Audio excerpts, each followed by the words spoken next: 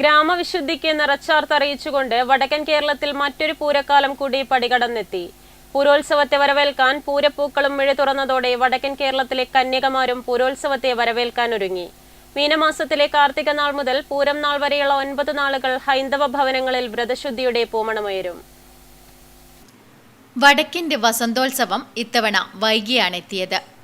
ഓണത്തെപ്പോലെ പൂക്കളുടെ ഉത്സവമാണ് പൂരക്കാലം. വടക്കേ മലബാറിലെ കാവുകളും കഴകങ്ങളും ഇനി പൂവിളിയും പൂരക്കളിയും കൊണ്ട് സജീവമാകും. പൂരക്കാലത്ത് കാമദേവന് പൂജാപുഷ്പമൊരുക്കാൻ കന്യകമാർ മത്സരിച്ച് പൂരപ്പൂക്കൾ ശേഖരിക്കാൻ ഓടുന്ന കാഴ്ച വടക്കേ മലബാറിന്റെ ഗ്രാമങ്ങൾക്ക് സ്വന്തം. മീനമാസത്തിലെ കാർത്തിക മുതൽ പൂരം വരെയുള്ള 9 ദിവസം പൂവിട്ട് വെള്ളം കൊടുത്ത് കുരവിയിട്ടുള്ള ആഘോഷം പൂരനാളിൽ അവസാനിക്കും.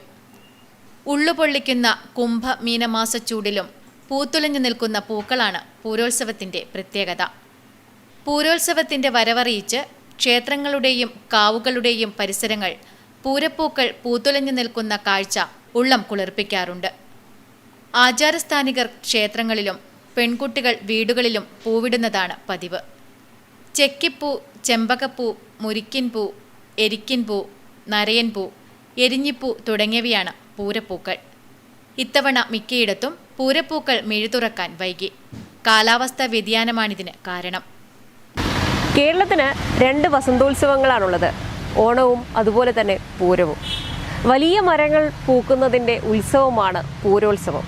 മഴക്കാലത്തോടനുബന്ധിച്ച് ചെറിയ ചെടികളിൽ പൂവിടുമ്പോഴാണ് നമുക്ക് ഓണം ഉണ്ടാകുന്നത്. അത്തരത്തിൽ ഋതുക്കളുമായി ബന്ധപ്പെട്ടാണ് നമ്മുടെ എല്ലാ ആചാരങ്ങളും വന്നിരിക്കുന്നതും.